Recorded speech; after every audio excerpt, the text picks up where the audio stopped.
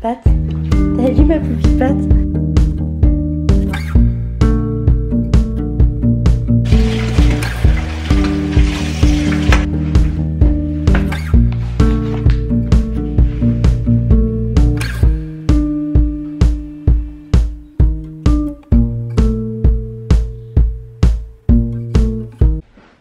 C'est mieux. Hello tout le monde, bienvenue dans un nouveau vlog. J'espère que vous allez tous bien. Aujourd'hui on est mercredi, on est le 3 janvier. On a commencé un petit peu janvier d'une façon assez particulière parce qu'en fait le 1er janvier déjà, d'une part je vous montre les maisons de ma rue parce qu'elles sont juste trop belle.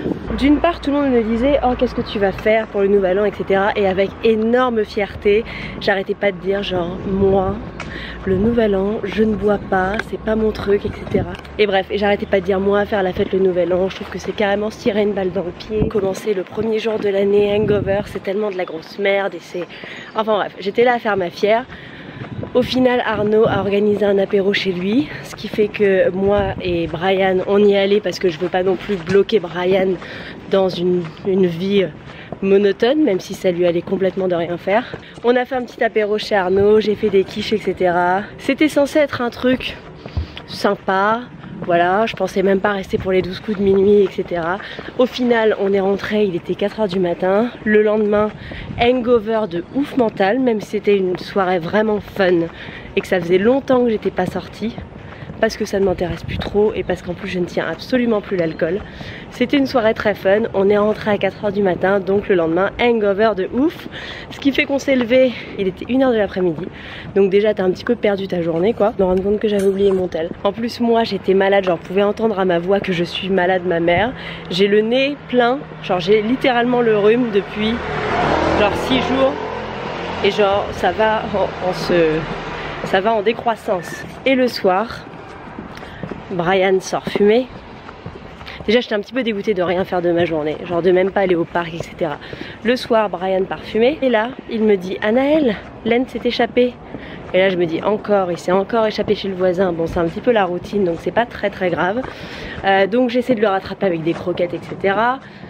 Il ne revient pas. Au bout de 15 minutes je vais chez les voisins. Je sonne, ils ne répondent pas. Je ressonne, ils ne répondent pas. Je retourne à la maison, je vais chez les voisins, je ressonne, bref. Au bout d'un moment, les voisins voient qu'il y a un chien dans leur jardin, donc du coup ils sortent. Et là ils me disent vas-y passe de l'autre côté, on va t'ouvrir, etc. Je vais pour récupérer Hélène qui était en haut d'un escalier en colimaçon du jardin des voisins. Je le prends, tout va bien. Je le prends, tout va bien. Et là, on passe par la cave du voisin où il y avait un carrelage qui était assez clair. Et là, je vois du sang. Et là, je me dis, oh my god, le voisin, c'est un serial killer. Et elle me dit, I think you've got blood on your floor. Et le mec, il me regarde en mode, non, I think it's your dog. Et là, je vois Lens. Et je vois une mare de sang sous lui. Mais quand je vous dis une mare de sang, c'était en mode... une mare de sang. Je hurle ma race, je ramène Lent à la maison, on le met dans la baignoire et quand je vous dis qu'il saignait tellement qu'il y avait du sang qui a giclé sur les murs, sur le plafond, genre c'était vraiment genre un bain de sang. On l'a mis dans la baignoire, ça arrêtait pas de saigner, etc. Il s'était rentré un truc dans la patte, mais c'était pas en mode une petite écharpe, c'était en mode genre un truc dans la patte, genre un énorme truc. Et bref, on a fini par l'emmener chez le vet d'urgence. Au final, il s'avère que c'est une artère qui a été touchée, parce que dans les pattes des chiens, il y a apparemment 2 grosses artères, et donc là c'était une grosse artère qui avait été touchée. Obligé d'opérer. Comment vous dire, un petit 1200 pounds dans le cul que je me suis tapé, mais c'est pas très grave. Je préfère ça que mon chien ne crève, évidemment. Le seul souci, c'est que le lendemain, on s'est réveillé, on a appelé le vétérinaire qui nous a dit qu'en fait c'était peut-être un peu plus grave qu'il ne pensait et que c'était sûrement pas juste une artère ou un vaisseau sanguin qui avait été touché, mais plusieurs. Donc du coup, depuis, Lent est en PLS total. On est parti le récupérer hier, mais en gros, voilà. In short, il était un peu entre la vie et la mort. Là, moi, j'arrive pas trop à mesurer la gravité de la situation, mais en gros, s'il y a plus d'un vaisseau sanguin qui a été touché, ça veut dire qu'il faudra voir un spécialiste et que c'est possible qu'il ne s'en remette pas. Donc voilà, donc là c'est un petit peu la merde, donc là ça fait un petit peu 2 jours qu'on est à la maison, qu'on prend soin de lui et qu'on flippe nos races. Bref, j'avoue que du coup on vit un petit peu en mode homme de Cro-Magnon dans notre caserne préhistorique depuis 2 jours et que là il y avait du soleil et je me suis dit, Nawel, t'as même pas commencé ton 1er janvier properly. Et du coup j'ai décidé d'aller me faire les ongles parce que là littéralement la semaine dernière j'ai bossé 7 jours d'affilée les gars. 7 jours d'affilée, j'ai pas eu un seul jour off, je me suis levée tous les jours à 6 h du matin. Et là je me dis ok c'est ma journée, il y a du soleil, je vais aller prendre soin de moi. Donc là je vais prendre rendez-vous pour me faire les ongles. Ensuite je vais prendre rendez-vous pour me faire épiler. Ensuite je vais aller rendre une robe à H&M que j'ai pris pour le nouvel an. Et ensuite je vais aller à mon cours de danse ce soir et je suis trop contente.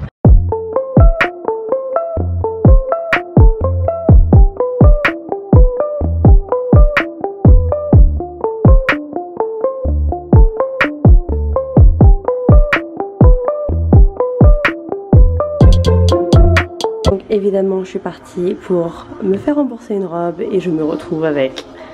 J'ai trop envie d'essayer cette robe. J'ai ce top parce que Lent a les poils blancs et j'en ai marre d'avoir des trucs noirs avec des poils blancs dessus. So cheesy of me. Et genre j'aime trop. Et ensuite j'ai ce pull comme ça, un jean comme ça, mais c'est du 36 donc je pense pas rentrer dedans. Et ensuite il y a ces bottes qui sont en solde. Donc voilà. Je vous montre vite fait genre comment je suis habillée en dessous mes couches d'oignons. J'ai un petit top H&M d'ailleurs que j'aime trop, que j'ai depuis genre 4 ans, que je mets tout le temps, genre super simple. Et ensuite j'ai ce pantalon, je suis trop dégoûtée parce que j'ai perdu pas mal de poids ces derniers temps, genre ces derniers mois, et du coup tous mes trucs sont hyper trop grands et du coup je l'adore mais je ressemble vraiment à un Obélix dedans, genre ça le fait plus du tout quoi. Je suis trop dégoûtée parce que je l'adorais ce pantalon et maintenant il me va plus et je suis dégoûtée, voilà. Alors je ne suis jamais rentrée dans les 36 de ma vie, mais ce pantalon je le trouve trop beau. J'adore la couleur, j'adore les coutures, j'adore la forme, je trouve ça super beau. Et ensuite, parce que c'est un an, genre je pensais vraiment qu'il était moins large. Mais là ça est peut-être un peu trop large. Ça fait un peu trop box, ouais, genre la différence.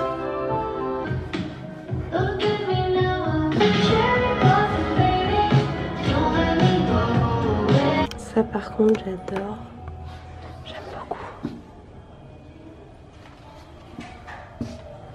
J'aime bien le côté longue manche, le côté un peu beau et tout, je kiffe. Je kiffe. Ça par contre.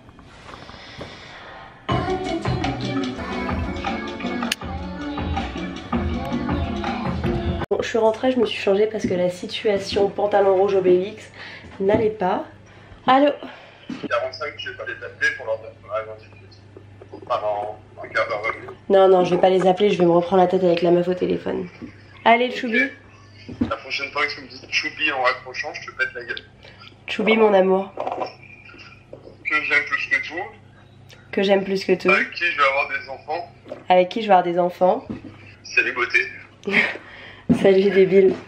Bref, donc je viens de rentrer chez moi, j'ai pris rendez-vous pour me faire les ongles à 14 h. Ça fait un peu genre journée de meuf qui travaille pas, mais croyez-moi que je travaille tout le temps.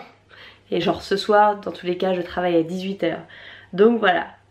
Là, aujourd'hui, c'est le premier jour où vraiment genre je sors et je fais quelque chose de ma vie. Genre, depuis que je suis arrivée à Londres, c'est le premier jour où genre je sors pour autre chose que pour le travail. Et genre toute seule et genre...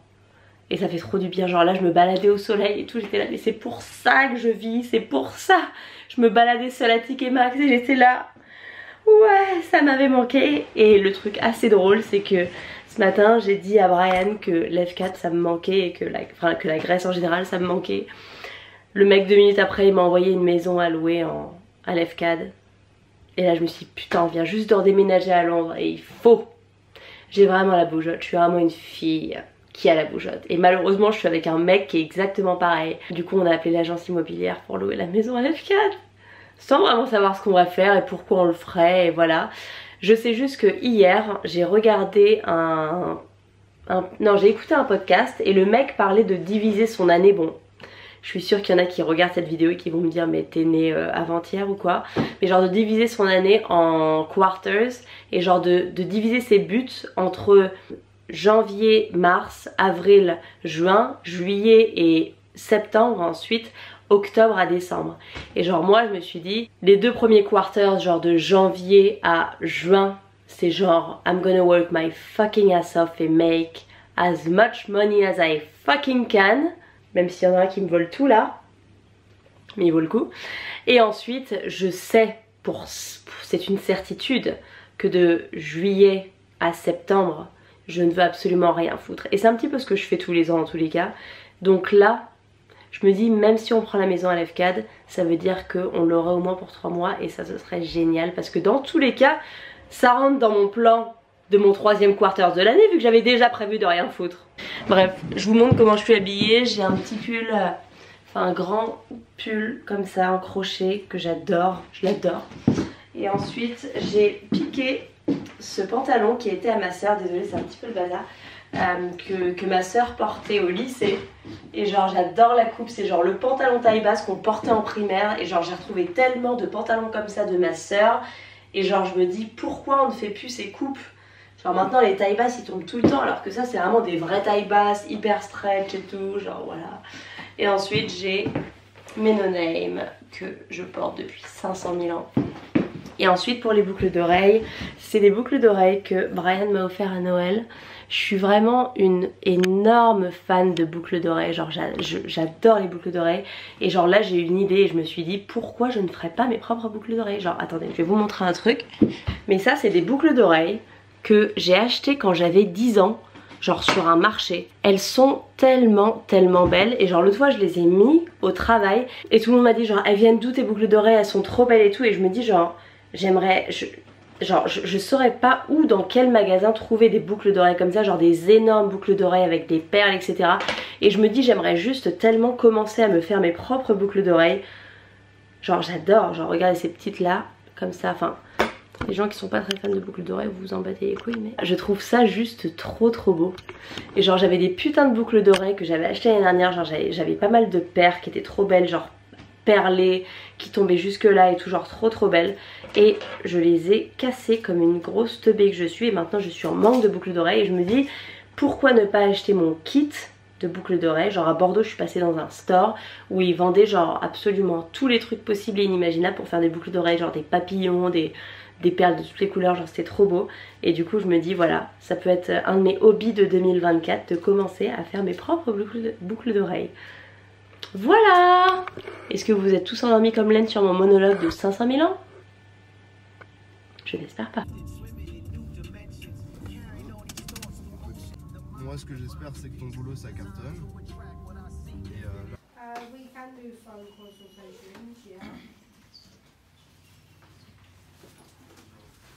c'est bientôt fini mon amour. C'est bientôt fini mon amour.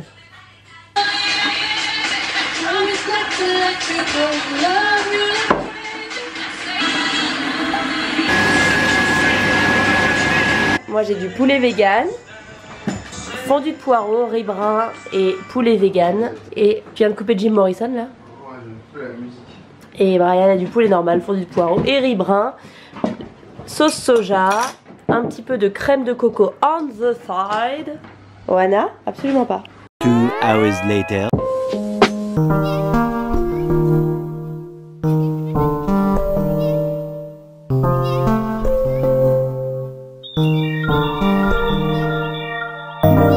J'ai été me faire les ongles, j'ai fait ça, attendez.